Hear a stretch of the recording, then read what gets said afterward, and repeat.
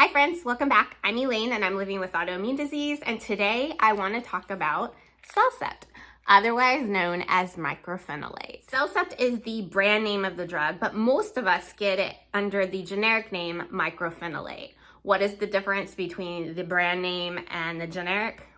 Nothing usually. Usually just the cost and insurance coverage. I take Mycophenolate for autoimmune disease.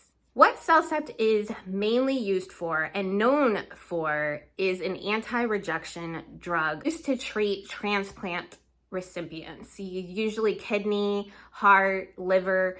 Cellcept is used for those patients. And the way that it works is it suppresses the immune system so that your body doesn't reject the organ that you just received. So why would you take that as an autoimmune disease patient? You take that as an autoimmune disease patient because we're trying to suppress the immune system, which your immune system has gone haywire in autoimmune disease and it's trying to attack you. So we try to suppress it. If you're new here and you're wondering, okay, so what kind of autoimmune disease does she have? What does she take this for? I have an overlap. I have systemic sclerosis or scleroderma. I have rheumatoid arthritis and I have lupus. I will link my stories down below in case you're curious about my diagnosis. I did a video like this in the past for methotrexate, and I know a lot of you found that extremely helpful. So I kind of wanted to share with you my experience about Cellcept or Mycophenolate. So if you're starting this medication, you have a patient's perspective. And before I share that, just remember, I am only a patient. This is not medical advice, you know, the legal stuff. And like Siri says, for any medical advice, consult your doctor. So if you have any specific questions about this medication or the way that it applies to your journey, please ask your physician. I started Cellcept in 2016. That is when I first turned SCL70 positive and my overlap of systemic sclerosis or scleroderma was diagnosed by my rheumatologist. Before that time, I had seropositive rheumatoid arthritis and I was being treated with methotrexate. The reason we switched over to Cellcept at that time is because my skin was starting to progress and get pretty tight, and I was having shortness of breath, indicating some kind of lung problems. So my rheumatologist discussed Cellcept with me at Mycophenolate. We talked about the difference between that and methotrexate, and we decided to make the switch. I say I made that switch, but in the future, I did end up using Cellcept and methotrexate together along with an infusion therapy. So I have a lot of experience with Cellcept. And I first started it, I was a little apprehensive. Cellcept is taken daily. It's taken in the morning and at night. So you kind of have to remember to take it. Unlike methotrexate that you only have to take once a week. I also felt very intimidated by the pill size of Cellcept when I first picked it up. Mycophenolate, whatever, interchange it if you want. I was a little intimidated because it was a very large pill and I had no idea how I was going to learn to start swallowing this. I was having a lot of dysmotility at the time. If you're not familiar with dysmotility, it's very common in scleroderma, but it's hard to swallow things because your muscles, not generically, this is not medical, but your muscles kind of like work wonky and they don't really push food down very well. So I was a little worried about the size of the pill. This is Mycophenolate. It does come in different colors. So that my generic that works for me is the white one. There are pink pills and purple pills for this. So it's a pretty large pill, as you can see. I will show you against omeprazole, which is like Prilosec. So if you take Prilosec or omeprazole, I'll show you the size difference. Hopefully you guys can see that. That is the size difference between Mycophenolate and omeprazole. So I was a little intimidated about the size of the medication. Now, the good thing about Cellcept or Mycophenolate is you can cut it since it is not a capsule. It's an actual like pill. So you can cut it down if you need to. Cellcept has to be taken on an empty stomach. So you need to take it an hour before you eat or 2 hours after. And the reason why is because food can interfere with the absorption of the medication. So when your specialist gives you this medication, they will go over that with you, and the pharmacist will actually reinforce that when you pick it up. The bit of knowledge that I did not know when I started taking this is talk about Prilosec or omeprazole.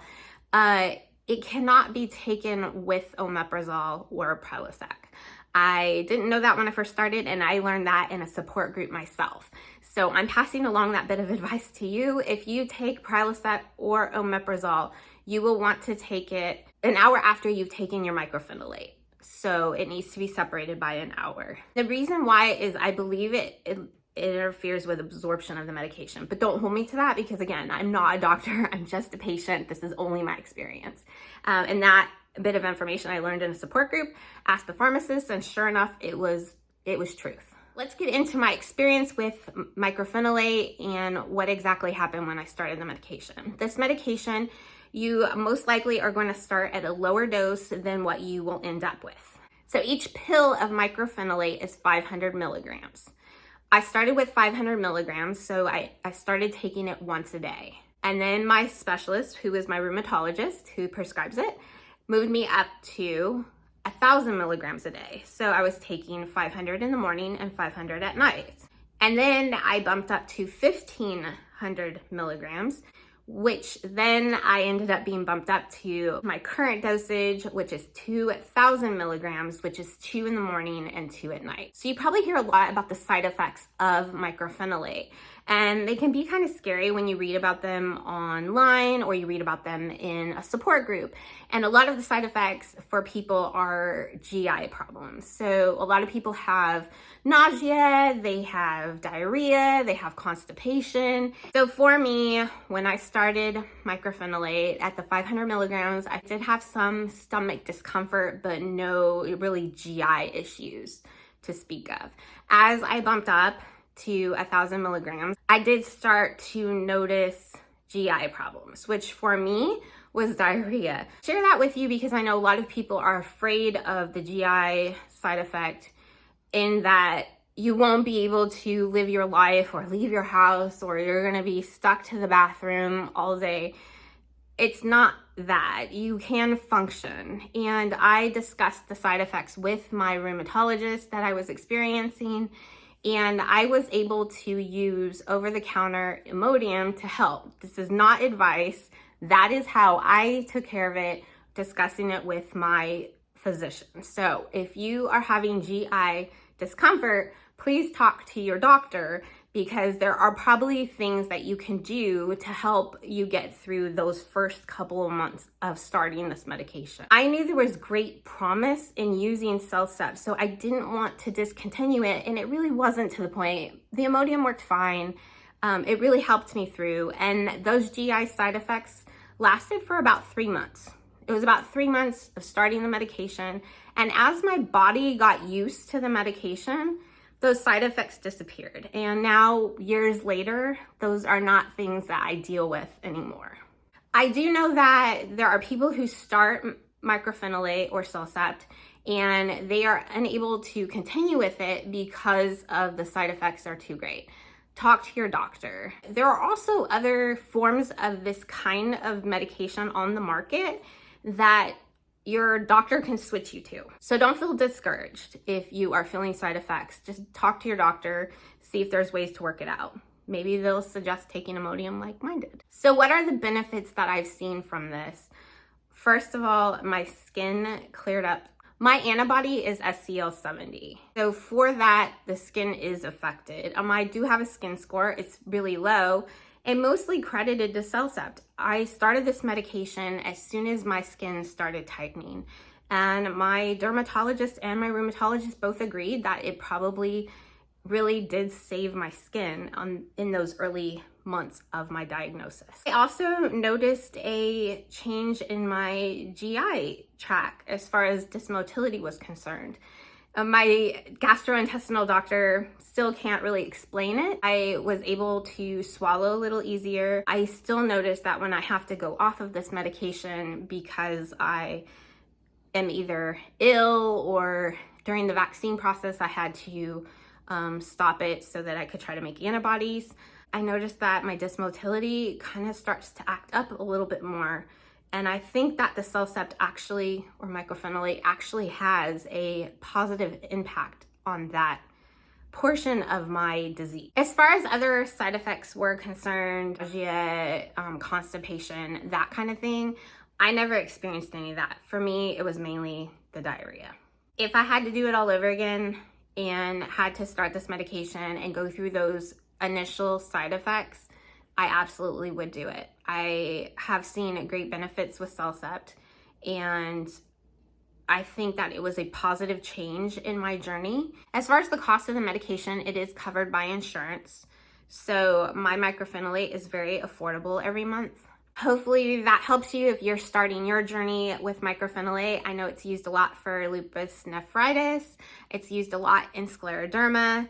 And I think some rheumatoid arthritis patients are now using it too. If you have any questions for me that obviously aren't medically related, because I'm not a doctor, but if you just want to know my experience, leave me a comment down below. I will answer it to the best of my abilities. If you didn't catch my methotrexate video, I'll link that down below. I like sharing my experiences with specific medications with you. If there's any specific medication that maybe you're wanting to know more about that I take, I would love to do that for you, so leave me a comment down below. If you like this video and you like this kind of information, please give it a thumbs up. It really helps.